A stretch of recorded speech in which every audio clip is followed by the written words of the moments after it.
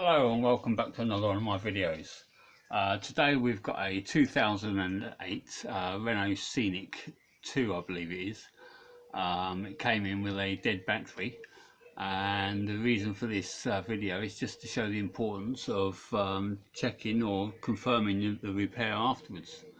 So let me take you through what we found. Right, so when this car first came in, it had an initial battery voltage of about 8 volts, 7.5, 8 volts.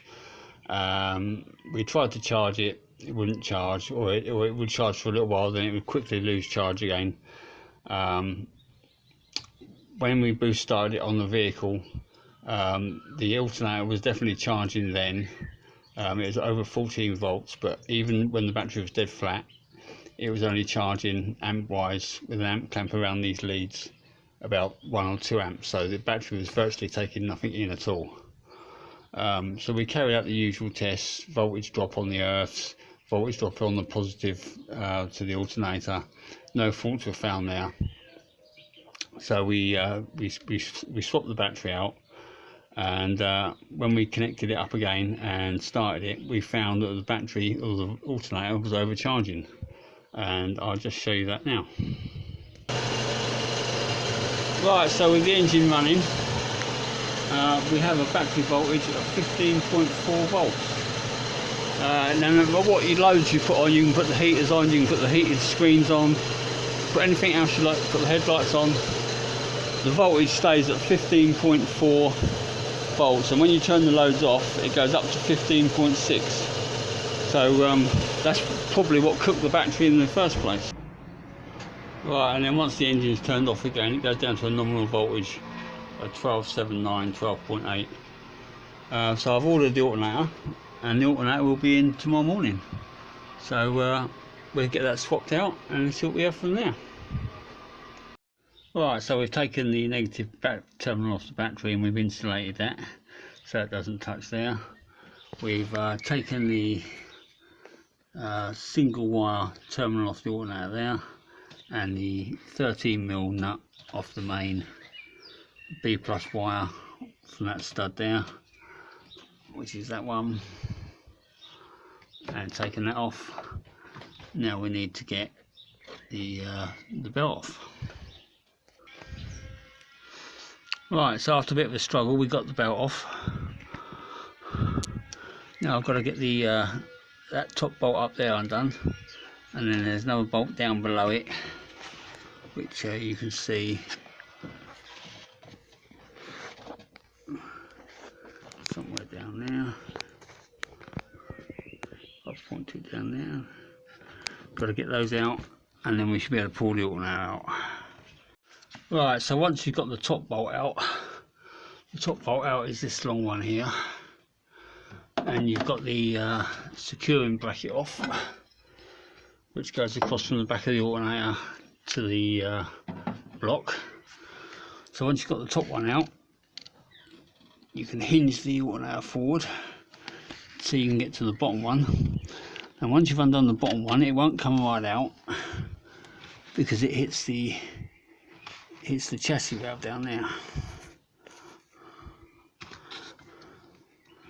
It's the chassis valve there, but the mounting bracket, I don't know whether you can see there, it's got a hole there, but it's got a slot in it all the way along here.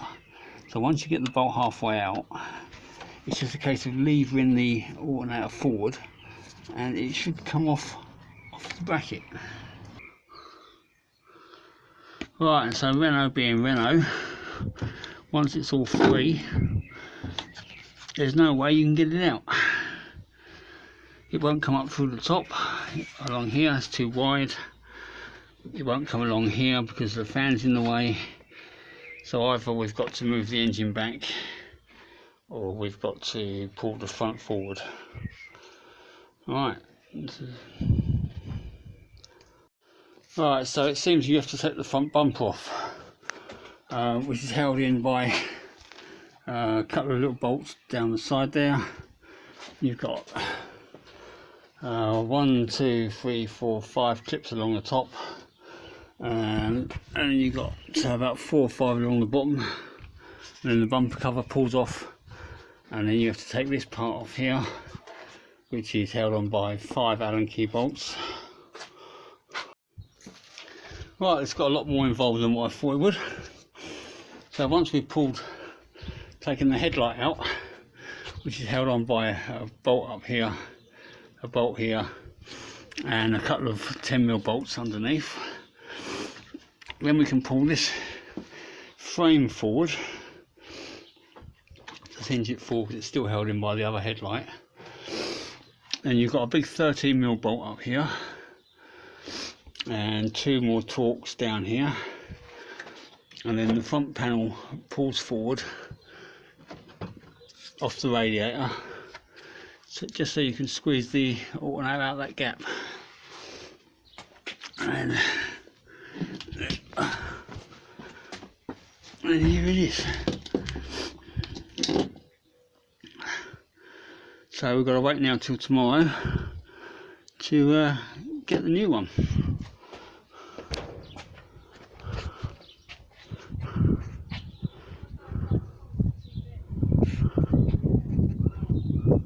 So just think, if we'd literally put a battery on that and sent it out, it probably would have been alright for, I don't know, days, weeks maybe. Quite happily charging at 15 volts, 15.5 volts. Over a period of time it would have cooked the battery again, possibly caused damage to other control units because of over voltage. So it's, yeah, it just paid to test and verify your fix when you've done something, just to make sure you've got no other issues. Obviously it's a bit more expense for the customer, but at the end of the day it goes back right and he hopefully has no more problems. Hello and welcome back. It's the next day and I'm back from the factors and we've got our new alternator. So let's see what we've got here.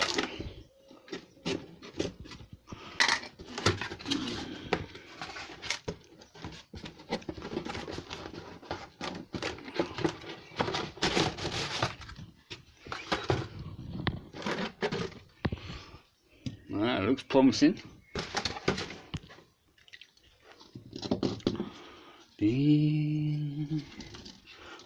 Let's go that way. So we've got that, we've got the bolt in there, got the nut in there, got that nut. That pushes in through there.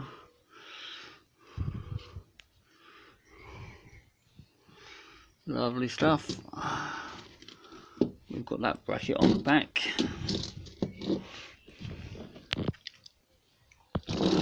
Lovely, so we'll take this off, we'll take the 13mm nut off. And the springy washer. We'll make sure our plug's the same. One single wire in there, which is what we want. Lovely jubbly. Right, let's get it mounted to the car.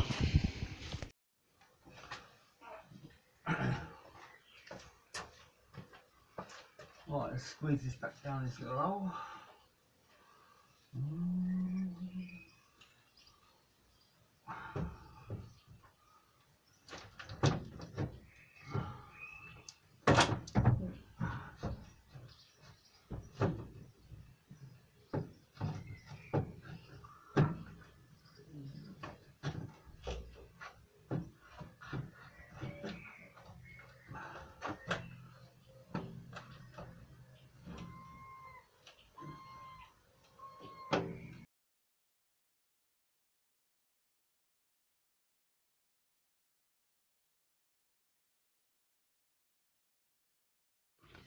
Right, so I've got the bottom bolt wound in as far as it'll go, just finger tight.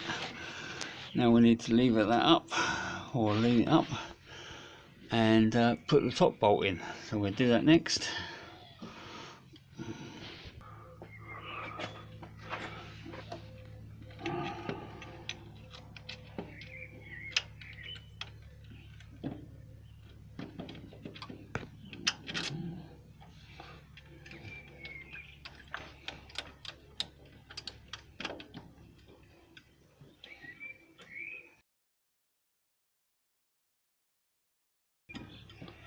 Just be careful of this fuel pipe here. It gets right in your way. I couldn't get the connector off at the top.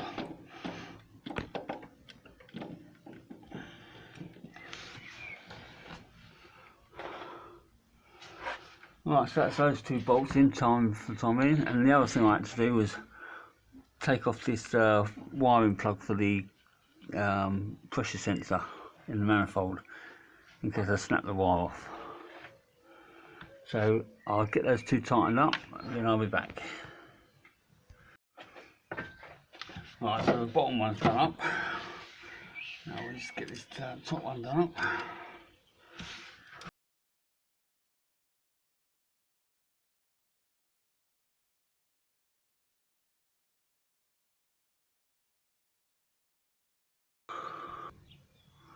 Right, and now that's on, that's all both tightened up.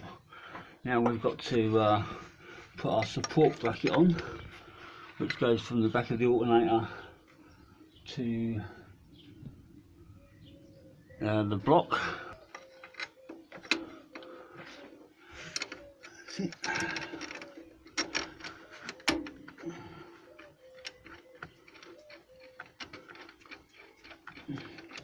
So the long bolt goes through the alternator, so that my arm getting in the way there.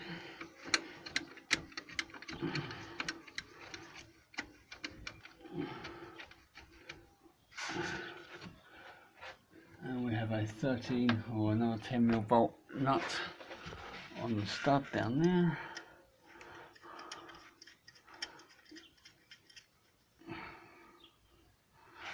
Let's get those done up.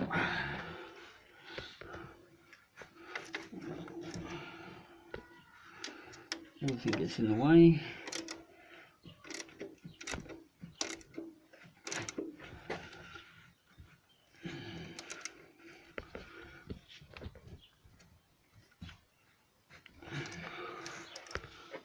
Get that on there. Let's go and grab an extension.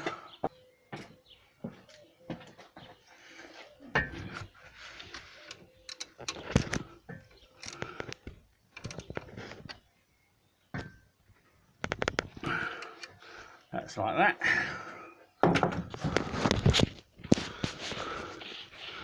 So that is that bracket there. That goes from there. You can see down there to a stud with a nut on it down there on the block. Right, let's put our wiring connectors on next. Right, I'll be back in a sec. Right, so I've got my pressure sensor plug back on. I've got my main battery plus wire back on, and my little generator light wire back on, single wire. So now we've got to get the belt back on. Right, now belt is on, which is a bit fiddly because the adjuster is right down there. So you can see it right down there, that little hexagon shape. If I can just point to it somewhere along the line. Where is it? Down there. The only way I can get to it, it's supposed to be a 15mm, but no 15mm socket or spanner will fit on it, too tight. So I had to make up a little spanner made out of an old bike spanner, which slips into a 10mm socket or 30mm socket to get down there with an extension. But we got it on there. So now that's back in place, the alternator's all back in place. Now all we've got to do is put all this bodywork back together. So first of all, we'll make sure that we've got the radiator and mounted in that slot under there, and then we can bolt the top frame back. Alright, so with the radiator located in its slots, we can push the whole lot back, and the top frame is held to the body with this 13mm bolt. So that goes in there.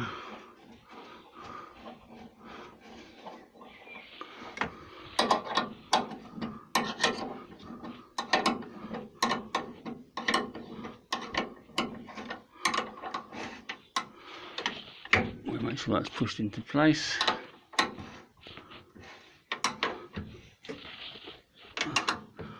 And tighten that up. Like so. And then we need to get this plastic cover back into place, and that just hooks in.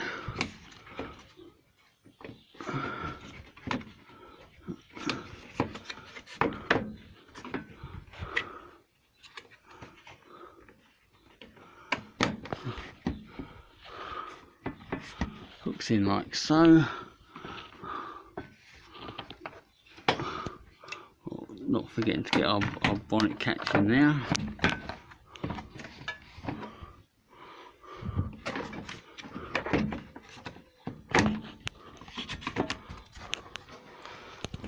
Like so. You have to make sure your bonnet release handle comes through that little slot in the grille. Right, and these are held in with 4 of these little star bolts. Yeah, one in there.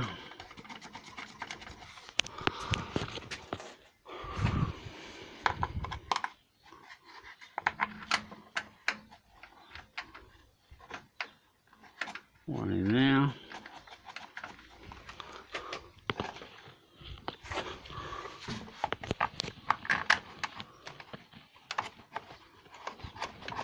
One in there. And the 4th one goes in the end here. Right, I'll just get those tightened up and I'll be back. Right, that's got our headlight back in. And so that's just held in with one 10mm bolt there, one 10mm bolt there, and then under here you have one 10mm bolt under there somewhere. There you go, that you need a long extension for, and one round the side there. So now we've got that one done, we need to put these 2 bolts in, these 2 Allen key bolts that secure the top member to the radiator mount. So they go in there and there.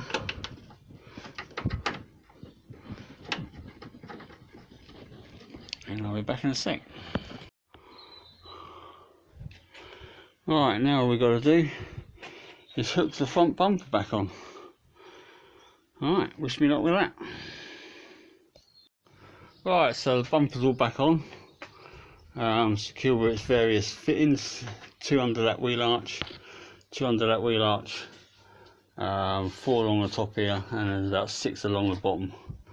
Right, so all we need to do now is to connect the battery back up.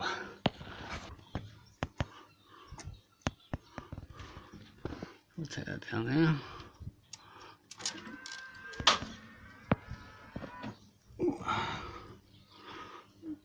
Right, we'll put that on there. We'll get a 10mm spanner and tighten that up. Right, so I've got the battery post tightened up, we've got the voltmeter on, and standing battery voltage is 12.65. Let's start the car and see what happens. Right, vehicle started, and now we've got the good old 14.4, 14.2. Right, let's put some loads on and check that. Right, that's with all the loads on. That's heated rear window, heated front screen, lights and stuff, fan, charging nicely. Right, so there we have it guys, another one done and dusted. Done the job properly. New battery followed by new alternator, and I also get a video out of how to change it. I hope I didn't miss out anything, any steps. If I did, just ask, that's not a problem. So that's all for now, and we'll see you in the next one. Thanks for watching, bye bye.